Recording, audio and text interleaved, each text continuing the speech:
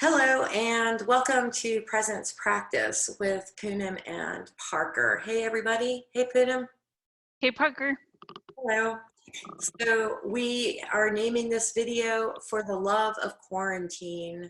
It is March 22nd, a Sunday at 1:36 p.m. Pacific Standard Time, and many of us have been in our homes isolating, maybe not alone, but isolating and quarantined due to this um, uh, virus that's going around. And so we, instead of focusing on the virus itself and trying to deconstruct it so that we have a deeper understanding of this or what it's doing on the collective, let's just focus on us individually and what are we doing with this quarantine. That is, what are we learning?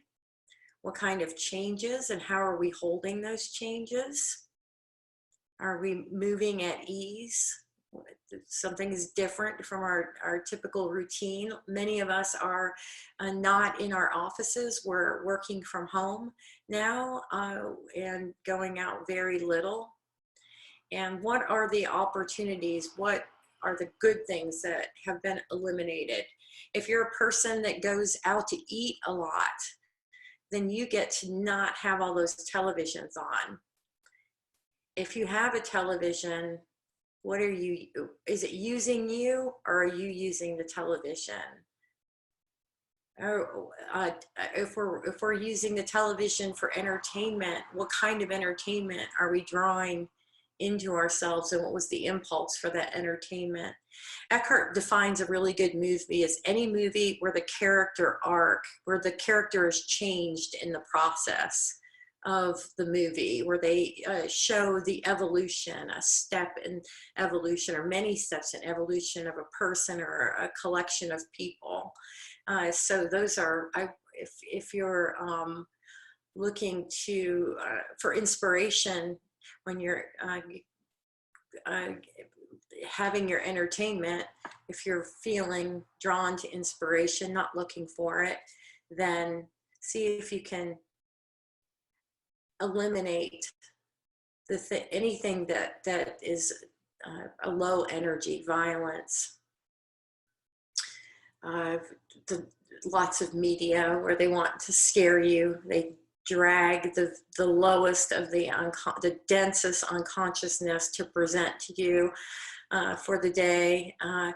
And just focus in on how at peace we can be with these changes, how at ease, that spaciousness has always been present. It's always here, no matter what's going on around us, no matter what kind of loss or changes, no matter anything that's coming up is just a cloud, and that spacious sky, that stillness is always present. And when we're in quarantine, we can spend lots of time in that space. We don't need to sit up here and chew on something, imagining something, regretting something, wishing we would have been more prepared, wishing that it wouldn't have happened, trying to find the blame of who did what and where and when. You know, we'd have to trace back to the very beginning of civilization if we really wanted to know why something was, how it was.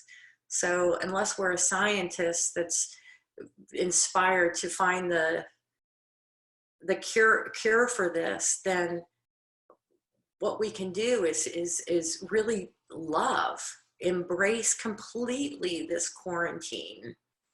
If the complaining mind is coming in and has a problem with the quarantine, just recognize that as just a voice, maybe even a very comfortable voice, the complaining, right? And if you could leave it unabated for a while, then you find yourself on the internet or in the phone complaining to other people. It spreads, but so does your spaciousness. So what is it that you want to spread? Because that's what will come from us very authentically. it's a wonderful time. Many people who have sat in commutes are now having all that extra time at home.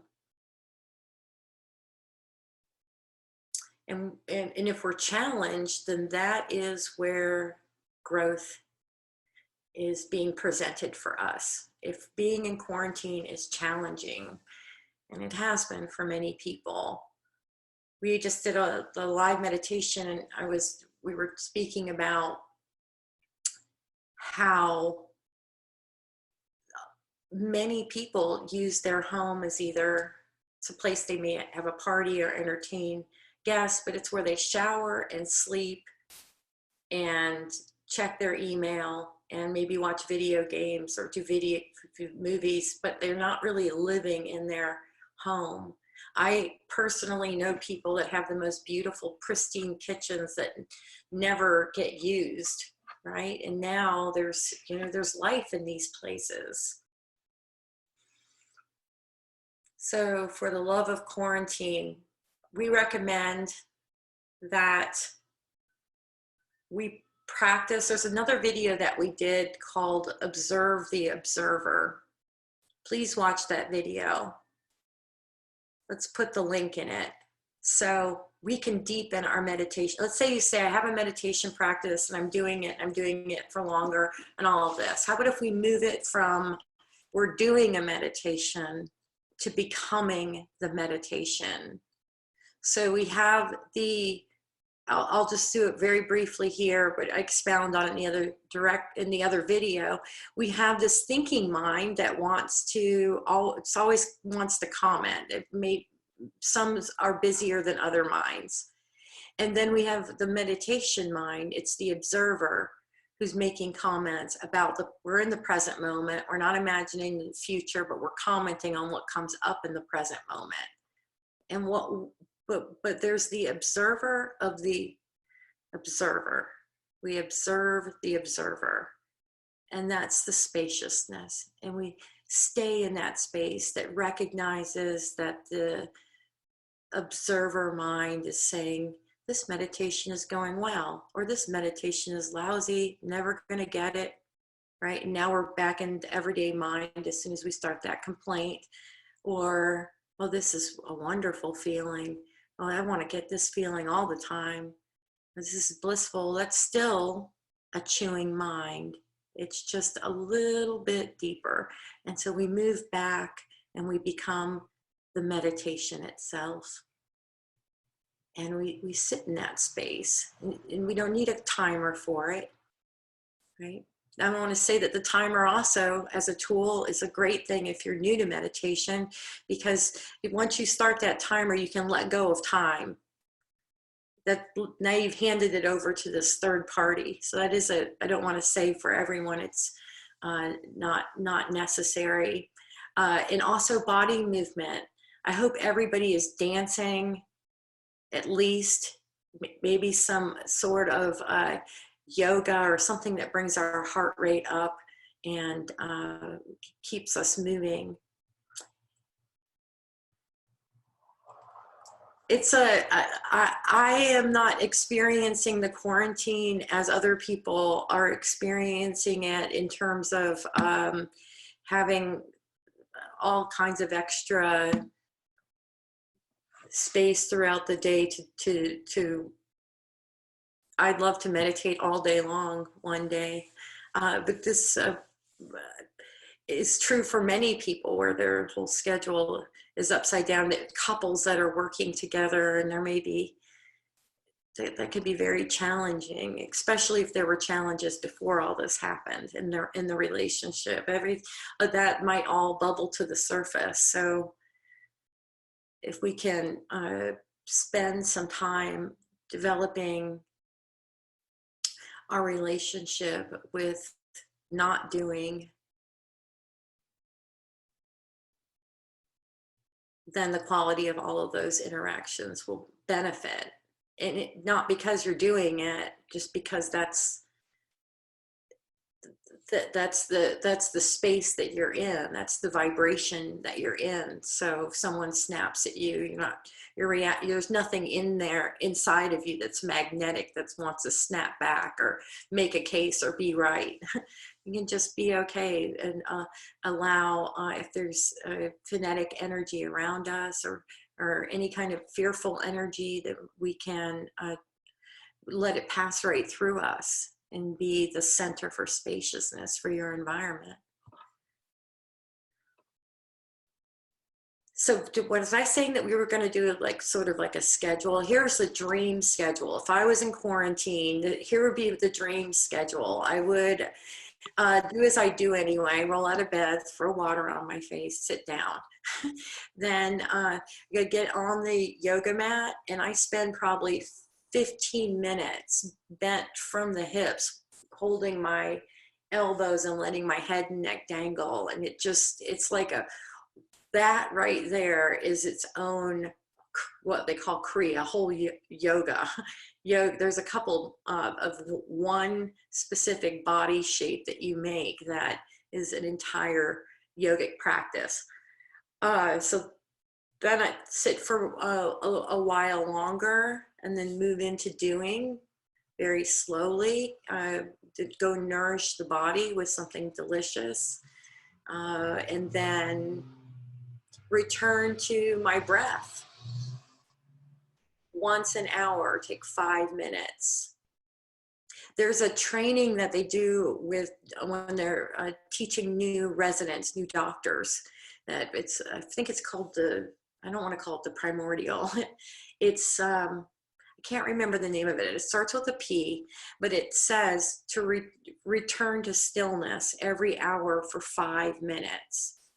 And the people that actually engage in that, even while they're in non-quarantine times, benefit tremendously from returning to the breath. That would be ideal.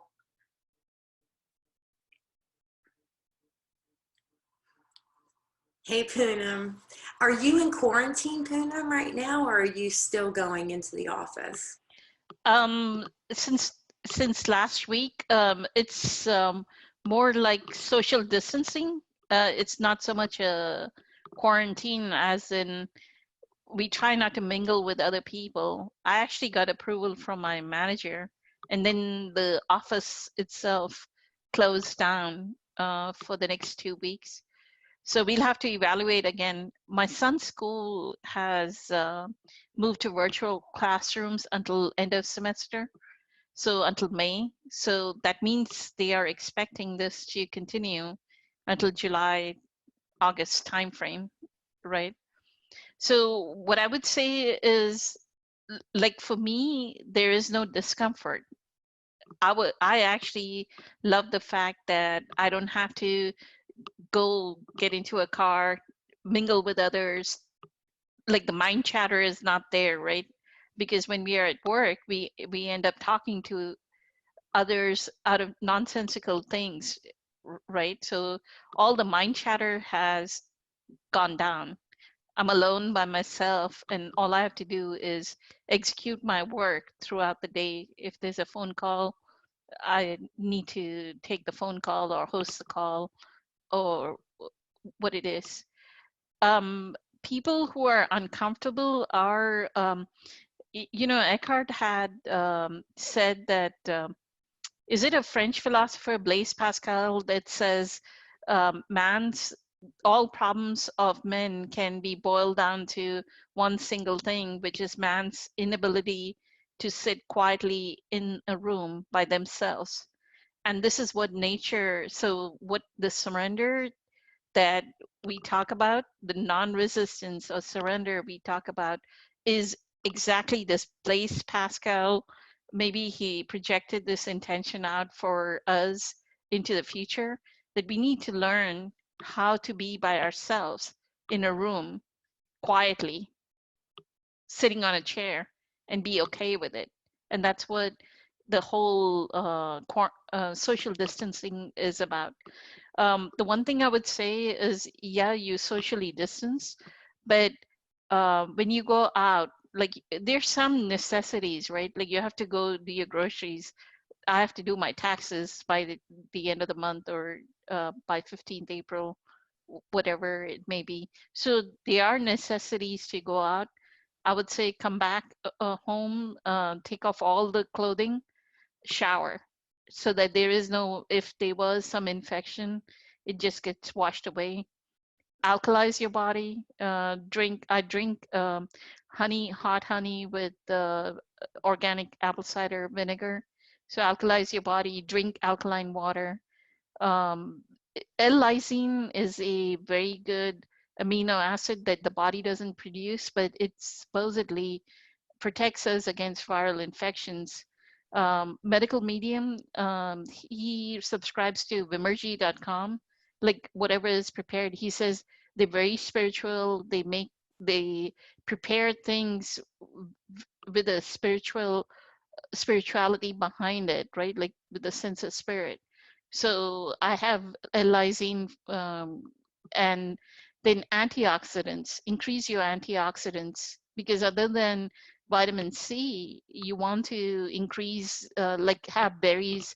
If you have frozen berries, mix them with some greens and drink it, right? So antioxidants. He recommends wild blueberry powder, which again is available on vimergy.com. Go out in the sun, walk, stay away from others, but walk in the sun, because sun's UV rays will kill any virus, anything that is on our body, right? We need the sun. So whenever you get a chance, yeah, you may be in your home, but go for a 10, 15, 30-minute walk away from other people. Maintain a 6 foot distance, 6 to 8 feet of distance from the other person, and just basic habits. Somebody posted like Sabbath used to be this way, right? The Saturday that Jewish people are prescribed. They don't get into your vehicle, be clean, don't participate in too much technology, right?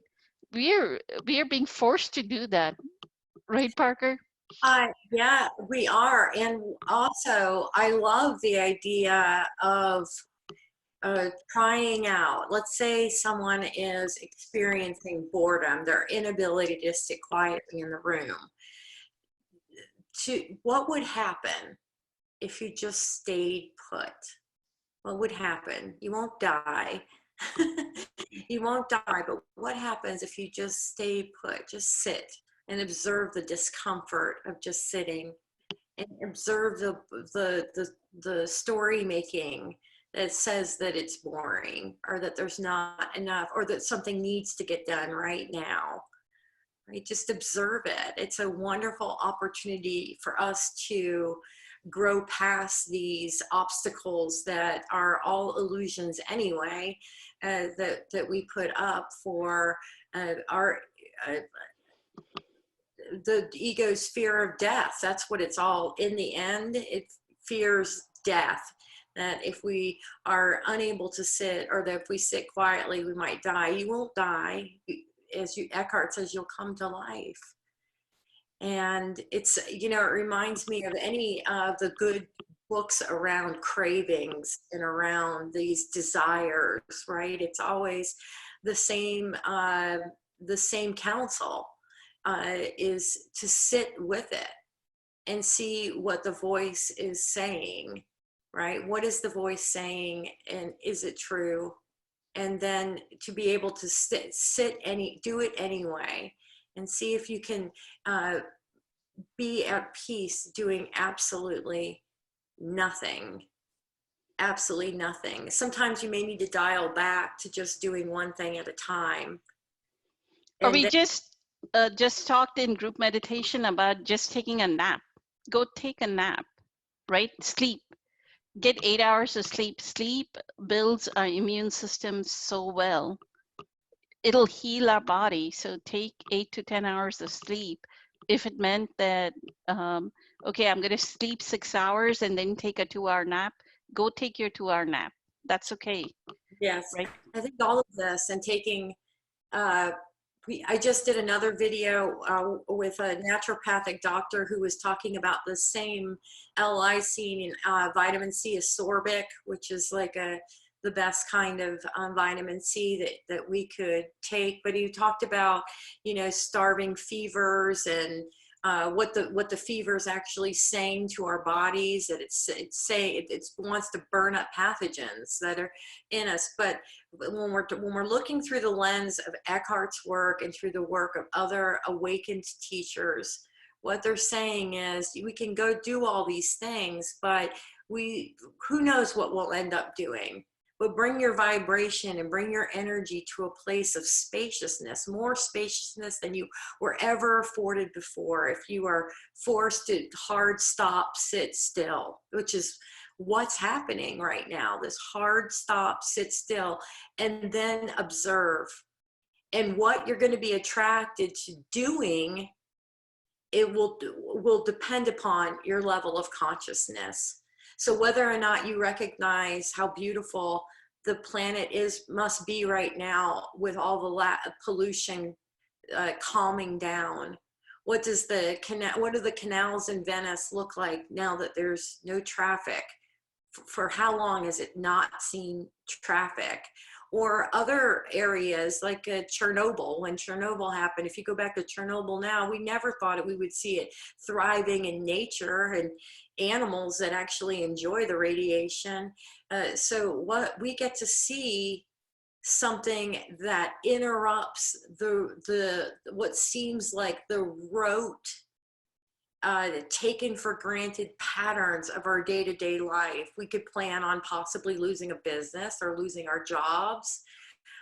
We can even consider and have insurance on what if we lose the ability to use these bodies or parts of these bodies or part of our mental health or sickness that comes. But what happens when most of the world is told to sit still in your space, as it is today, with the same people, with the same dynamics, or in some people's cases, changing dynamics. And sometimes dynamics that have changed so much that people don't even know if their job is stable or not, if their income is stable. And for those people in quarantine that also have lost their source of income, I've seen a lot of generosity out there today with deferring payments. Your taxes, by the way, I think got a 60 or 90-day extension, our taxes did. Lot I've gotten from almost every single place that I pay a bill to has said, if you need help, give us a call. And these are big corporations, but there's people. And so, then all these corporations, they've had a conversation about how can we be of service, and how can we support the people that have been supporting us all these years, for instance. So it's